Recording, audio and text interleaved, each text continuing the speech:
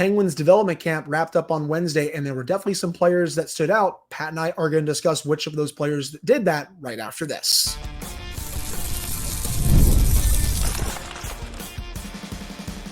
You're Locked On Penguins, your daily podcast on the Pittsburgh Penguins, part of the Locked On Podcast Network, your team every day.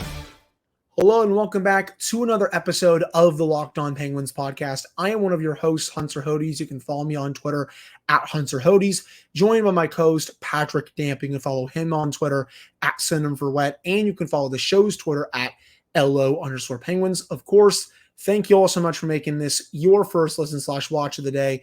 We are free and available on all platforms. And finally, today's episode is brought to you by FanDuel. Make every moment more. As the playoffs wind down, the sports stop sporting like we want them to. But this summer, FanDuel is hooking up all customers with a boost or a bonus daily. That's right. There is something for everyone every day all summer long. Visit FanDuel.com to get started. So Penguins development camp wrapped up with a tournament on Wednesday, and it was awesome seeing all the top prospects go at it. But in the end, there could only be one winner, and that is Team 1 with goaltender Sergei Murashov, defenseman Owen Pickering, and also defenseman Harrison Brunick. They have won the Michel Briere Cup, as well as the rest of their team as well. And the star, I think, of this tournament overall has to be Sergei Murashov with the way he was playing throughout. I will say following the coverage of both Eric Majeski and Taylor Haas was spectacular. They do such a great job with development camp every year. If you are not following them on social media or DK Pittsburgh Sports for Taylor, you're doing it wrong. They both provide tremendous coverage of this. And by the looks of it, Murashov was making every save out there. And the only player to beat him today, Pat, Braden Yeager, best on best in that situation. But just really impressive from Murashov throughout development camp. And I guess hashtag Murashov watch is kind of on at this point to see if he signs his ELC this year or if he goes back to Russia to play for his hometown team.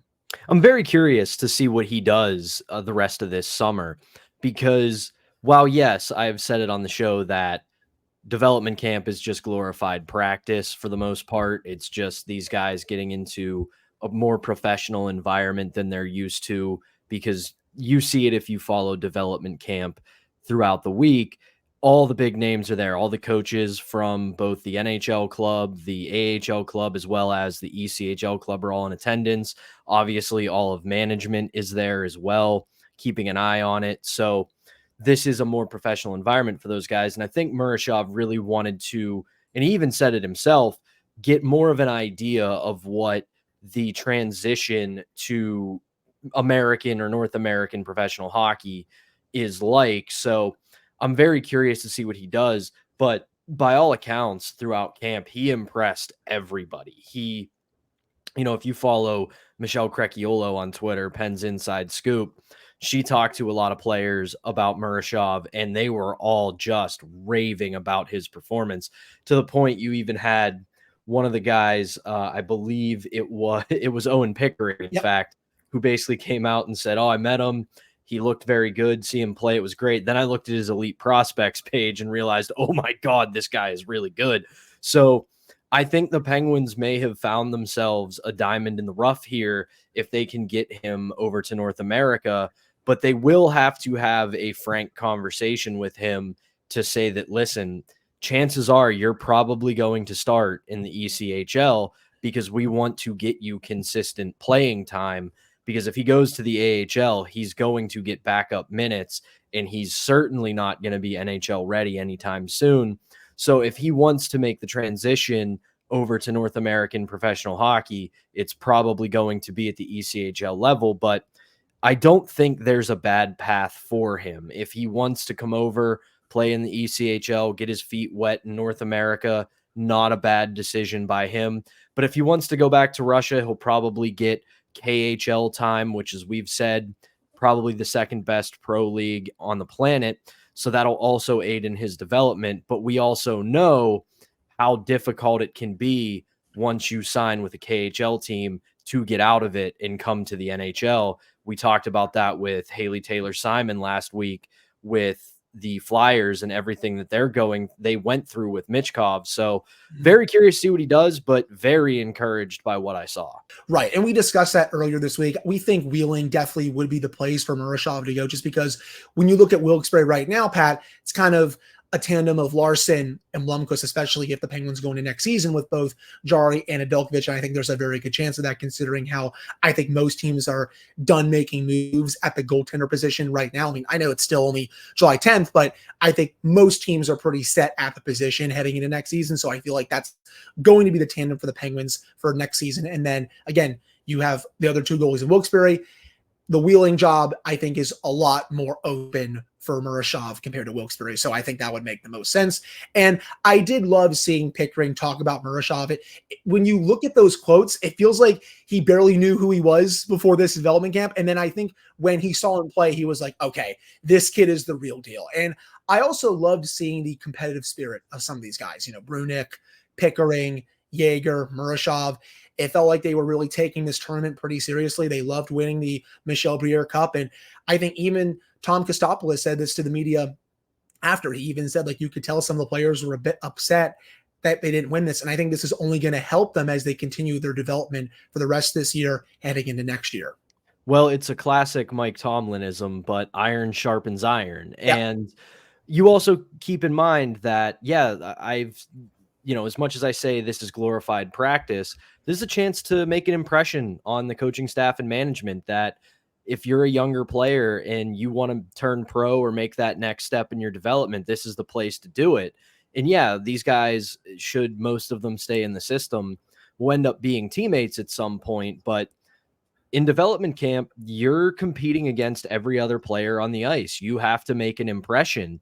You have to show that you have value as a potential pro and a potential option in the Penguins system should your name get called. So you end it in one of the most competitive environments with a 4-on-4 tournament with, it's the Michel Briere Cup, which I don't think any of us knew that was the name until today. But at the same time, if you're in that tournament and you're in this camp and they put you in that situation, they're evaluating what you're like in highly competitive situations. And it's a good chance and a good time for you to stand out as a prospect. And by all accounts today, everybody was full go. There was no, it's the end of the week. We had a fun week together at development camp. We went to a Pirates game. We played pickleball. We did a fun little community event at Dick's Sporting Goods. No, this was their chance to come out and say, I want to be a part of this organization and I want to be a professional hockey player. Right. No, I agree with you. And it was just a lot of fun following it and seeing, who's taking a lot of strides with their development. And I can't wait to see how this continues, heading into August, heading into training camp in September, see if some of these younger guys can really stick around and make it really hard on Mike Sullivan, the coaching staff, to really send them down to the AHL, ECHL, or back to their junior teams in general. But I do think that'll do it for this opening segment. Coming up in the second segment, Pat and I are going to do a post-July 1 look at the Metropolitan Division, see who the contenders are in this division, also see who the pretenders are, and the teams that are also in the middle as well. But before we get to that, we have to tell you all about our first sponsor, and that is eBay Motors. Passion, drive, and patience, the formula for winning championships, is also what keeps your ride or die alive. eBay Motors has everything you need to maintain your vehicle and level it up to peak performance: superchargers, roof racks, exhaust kits, LED headlights, and more. Whether you're into speed, power, or style, eBay Motors has got you covered. With over 122 million parts for your number one ride or die, you'll always find exactly what you're looking for. And with eBay Guaranteed Fit, your part is guaranteed to fit your ride every time, or you'll get your money back. Because with eBay Motors, you're burning rubber, not cash. With all the parts you need at the prices you want, it's easy to make your car the MVP and bring home huge wins. Keep your ride or die alive at ebaymotors.com. Eligible items only. Exclusions apply. eBay Guaranteed Fit is only available to U.S. customers. All right, we're back here on this episode of the Locked On Penguins podcast. I'm one of your hosts, Hunter Hodes, joined by my co-host, Patrick Dam. So we haven't done a look at the Metropolitan Division in quite a while. So let's take a look at who we think are at least the contenders for this division heading into the 2024-2025 season. Pat, I said it around this time last year. I'll say it again now. I was mostly right at the time. I got one of the teams in the top three wrong. Yeah, basically, yeah. And I think this year, I'll say it again, give me the Rangers, the Hurricanes, and the Devils in the top three for this division. I know I got the Devils wrong last year. They didn't get good goaltending. They were very banged up. The Islanders ended up getting the number 3 seed in the Metro this year. But as long as New Jersey stays healthy, they get good play from Jacob Markstrom. I do think they're going to be back in the playoff mix and make the playoffs. I do think Carolina is set to take a step back this year. I don't think they have enough goal scoring in the lineup overall, but I still think this is a playoff team when you look up and down that lineup. I also like a couple of the moves they made on defense. For example, they signed Shane Gostisbehere, really like that move, and they also got Sean Walker, one of my favorite players from free agency. He can play on the right or the left side. That's a really good fit for Carolina down there. And then the Rangers, they really haven't done too much yet. They've been kind of quiet. You know, obviously they acquired Riley Smith from the Penguins, but still, this has been a very quiet offseason from the Rangers. They signed Sam Carrick to be their fourth line center. They have the same defensive group right now. We have to see what happens with Jacob Trouba. That's a very messy situation, to say the least, up in New York. But I think when I look at the Metro right now, those are my top three heading into next season. I would agree with you. I think, though, at this point, I would probably put Carolina third, just because I look at a lot of what walked out the door for them. And you think about the names they lost. Gensel, not that big of a deal. They didn't really have him long term. Obviously, that was a go for it move on their part. And I think we all kind of, in the back of our minds, knew that's what it was going to be, because just you knew he was going to be able to get paid on July 1st, and he obviously was from Tampa Bay. But you also lose Tara Vinen, Brett Pesce, and Brady Shea. And as much as I like Walker and Gostisbehere, I don't think they're, at the very least, or at the very most, excuse me, those are lateral moves. And then the big dog for me in the Metro this year is New Jersey, because they have had a wonderful offseason. And then you add in the fact that they finally have a coach that's going to match the talent that they have in Sheldon Keefe. They solved their goaltending problem. And assuming they stay healthy, it works in tandem with their goaltending, where they don't need Markstrom and Allen to be great. They just have to be good enough. And everybody else on that roster will make up the difference. And this is not your dad's New Jersey Devils teams. They aren't a slow it down, clog it up, play defense. They are fast. Pat, we've seen that firsthand over the last couple of years. The Devils have speed bagged the Penguins in most of these games just because the Penguins have not been able to keep up with them. And almost quite literally, because they play the game at 100 miles an hour for 60 minutes, and not a lot of teams can keep up with that. And really, on paper, you look at them, and this is probably the best team in the Metropolitan Division. As for the Rangers, it's been quiet, but the flaws are still there. Their defense is okay. Like, I know we hate on them for different reasons, but Trouba is fine enough, but he's making way too much money for the role they need him to play. And they haven't really done anything to address that need. And they can't really move the puck all that well from the back end. And they're going to have to rely on, once again, power play and Igor Shesterkin. And as we know in the playoffs, that's not a good thing to lean on, because you run into a team that can kill penalties well, and that pretty much takes away your one advantage. Combined it all, I mean, I think right now the Penguins are, if they want to get in, which I think both of us agree, this might be a third straight year of missing the playoffs, they're going to have to battle it out with Washington, who has made a lot of really good moves. And while I don't think Washington is any sort of actual contender, they're a bona fide playoff team now with all the moves they made. And you just look at it's been a very good offseason for them. I know everybody has their qualms about PLD. I still do too. But for what this team is trying to do at this moment, that is a very easy risk to take. And then you add in Mangiapane, Matt Roy, Jacob Chikrin. All of a sudden, this is a Caps team that could make some noise, especially once they get their cap figured out. And we know that the New York Islanders, they're always going to be there. You can look at their moves and say, I don't really like it, but that team has some sort of black magic that keeps them hanging around. And this is going to be a very challenging season for the Penguins. But should they figure out the power play? Should Jari and Nedeljkovic get the right kind of workload and hold up? You've still got good top end talent. You can be in the mix for this, but it's going to be very difficult, and I would say extremely unlikely for them to crack the top 3 of the division. Right. You kind of took that next point right out of my mouth a little bit. The Penguins are in that next tier of teams in the Metropolitan Division, those kind of okay to middling teams overall. Washington, I think of those okay middling teams, I think Washington right now is the best. If I had to make a prediction right now, I would say Washington will get 4th in the Metro.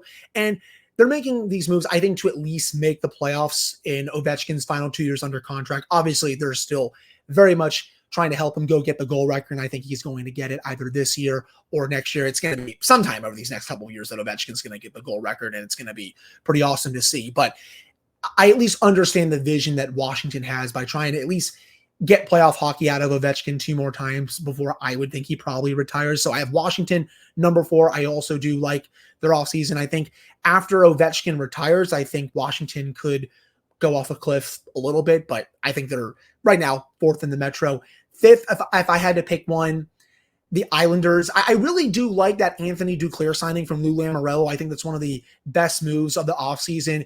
They're hoping that Ilya Sorokin bounces back a little bit after struggling this past year. I mean, Semyon Varlamov basically took the starting job from him a little bit down the stretch. So I'll be curious to see how Sorokin plays. Obviously, Matt Barzal, very electric with a puck on his stick. Noah Dobson's great from the back end.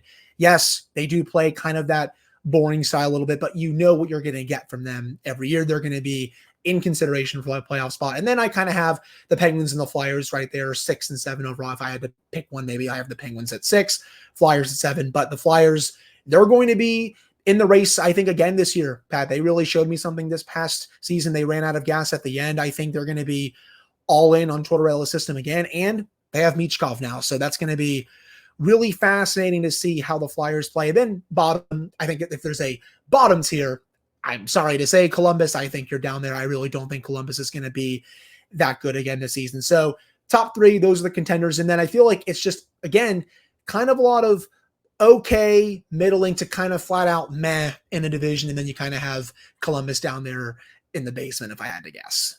Yeah, Columbus is definitely a solid 8 for me at this point. I'm curious to see what they do with Patrick Laine, because I think this is going to be, for Columbus fans at least, an underwhelming trade when you have a guy like him who has the talent that he has, but once a fresh start, you know that you're not going to be really able to get a ton of value for that, even though he's still pretty young, still has an elite shot, can still score goals. But when other teams know that you're looking to make that move, they're not going to offer you the sun and the moon for him. But then you look at them as well, away from just that aspect. This is a team position to be really good in 3 to 4 years. They've got a ton of very good young prospects on the way. They've got some talent in the roster right now. And should they stay this course and not do the Columbus thing that they've done for years, which is make puzzling moves when they seem to be on the right track, this team will be right back in the mix in a few years. And I think Waddell being there is going to only aid in that. Even if some of his moves this summer were kind of curious, you can tell he's thinking with 2 tracks here. One, I've got to put an NHL team on the ice. I've got to go get certain players just to fill out the roster, even if they really don't fit. But don't do it at the expense of getting rid of your draft picks, your young talent, and your prospects, which he hasn't really done. It would have been nice to see Monahan go to a different team, but maybe that's a guy that can work with some of the younger players and give Columbus fans something to cheer about. Obviously, Johnny Gaudreau's still there. So we'll see what happens with them, but I do think this is going to be another painful year. And the same thing goes for the Flyers.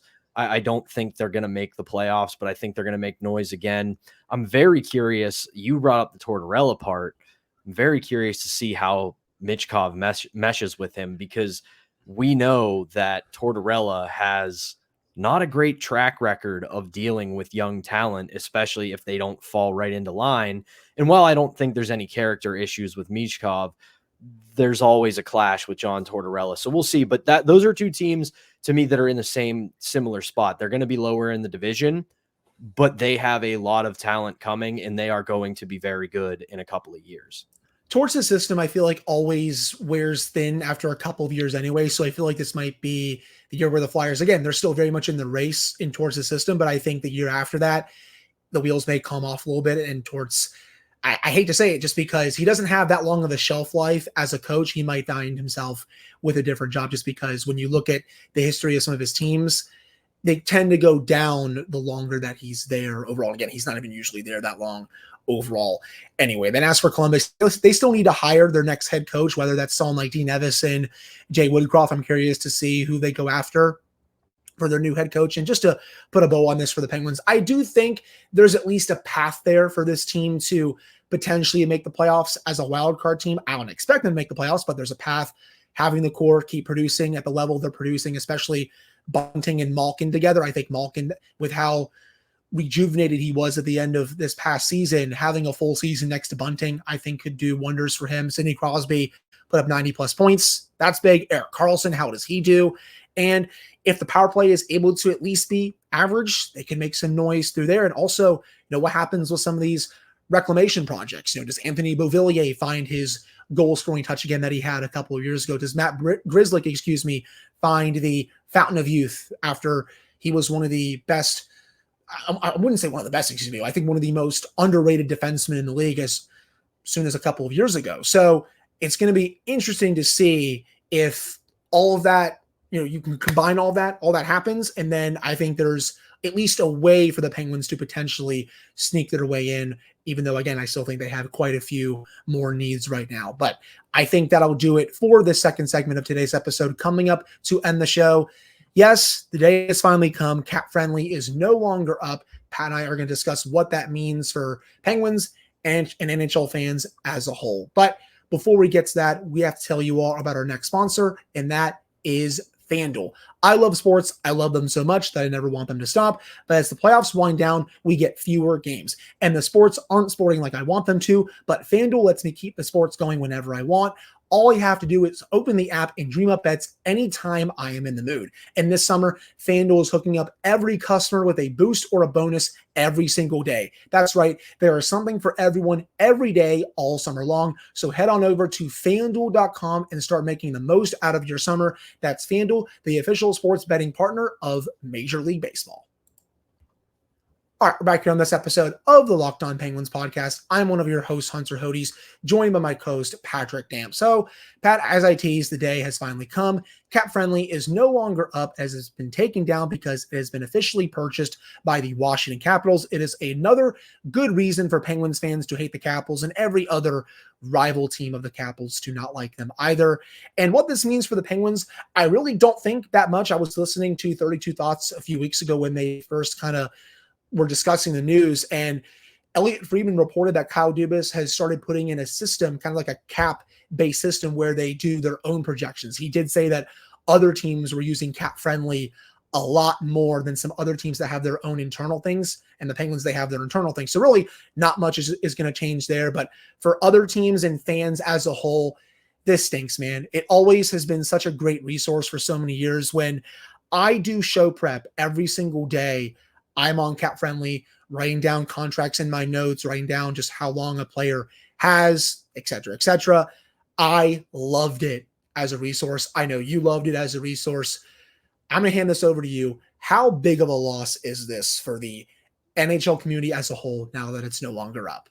It's huge, man. It's tough. Like you said, we do show prep for this for a couple hours each on our own when we're getting ready to do an episode, and CapFriendly was always, if not the first, maybe the second or third place you would go to, because you wanted to discuss what kind of a contract a guy had, how much money was he making, what was the term, does he have a no movement clause? You could easily come up with ideas for trades because you could do salary in, salary out kind of deals against the cap. And you also, it was a great resource to see how many draft picks a team had going into the NHL draft, especially once again, if you're talking trades. Okay, does this team have a first? Do they have a second? What could they package? Do they have other picks from other teams? And it was just a huge part of hockey fandom, especially for those of us who are total and complete nerds that want to dive deep into this stuff. And at the same time, though, you love to see people who do something like this get rewarded. Yeah, it sucks that it's the Washington Capitals, and we got to say that as Penguins fans. But these guys weren't former NHL employees; they were just fans who wanted to give hockey fans a resource, and they worked their butts off. They would go to the draft without getting credentialed, and they would update things from the draft. They would talk to teams and get things up on their website. And it ended up with them getting agreements with other franchises to work with them to manage the cap, to get information about the salary cap. Like Elliot and Jeff said on 32 Thoughts, there were teams that legitimately used CapFriendly in their front office because it was that good of a resource. So it's really cool. At the same time, it's sad to lose it. Really cool to see people who put the work in, provided a valuable resource for fans, get rewarded, get a job in the NHL, because we talk about how difficult it is to break into that industry. And these guys put in relentless, constant work, and it landed them NHL jobs. So that's a huge get for the Washington Capitals and a great success story for the guys who created CapFriendly. Hell, it was also fun just seeing all the, mock GM teams that people would go up there and do on CapFriendly and just put out there on social media, Reddit, all the other forums that are out there. It was always fun seeing fans just cook up hypothetical trades, just rosters, etc. And I'm going to miss seeing those as well. I know some of them were a bit nuts, but I'm still going to miss them as well. And now all eyes are on Puckpedia, man. I'm really curious to see how Puckpedia does, to fill in the shoes for CapFriendly. And I can only hope that it can be as good of a resource as CapFriendly has been. I will say it is, and on one hand, awesome that teams were using CapFriendly for the rosters, but also kind of funny at the same time, just because they didn't have their own internal cap structure. Now I think teams are going to be scrambling a little bit to just make those improvements overall. I just kind of find that funny a little bit. Yeah. And Puckpedia, it's going to be a little rough at first because you're just not used to it. Like, keep that in mind when you go to Puckpedia. It's going to be different. It's going to be weird because you haven't really gone to it. I know a lot of people have. I'm speaking generally, obviously, but they're starting to really put the work in. They just launched Puck GM, which is a really cool resource. It's basically their version of Armchair GM from Puckpedia, or from CapFriendly, excuse me. And it's a really cool resource. So when you get frustrated about CapFriendly not being around anymore, totally get it, totally understand. But I promise you, go in, check out Puckpedia. It's different, but it's a very similar resource. Same as CapFriendly, hardworking team there that's doing a lot of really valuable work in getting things put together. So it's going to take some adjusting, but I'm telling you, Puckpedia is going to fill the void very, very well. Right. And I'll also throw out another site for anyone that's just looking for lines at any given time, Daily Faceoff. I think Daily Faceoff does a really good job keeping everyone up to date with the lines for every single NHL team. So if you're having, trouble, finding that information somewhere, you can always go to Daily Faceoff. They have that updated pretty regularly for everyone out there as well. But if you don't have anything else to add about CapFriendly, I think that'll do it for today's episode of the Locked On Penguins podcast. Thank you all so much for taking the time to listen to / watch this episode. Pat and I will be back with another show for you all on Thursday to give you all the latest news surrounding the Pittsburgh Penguins. So for Patrick Damp, I am Hunter Hodes. Thank you all so much for tuning in. We really appreciate it. We'll be back on Thursday.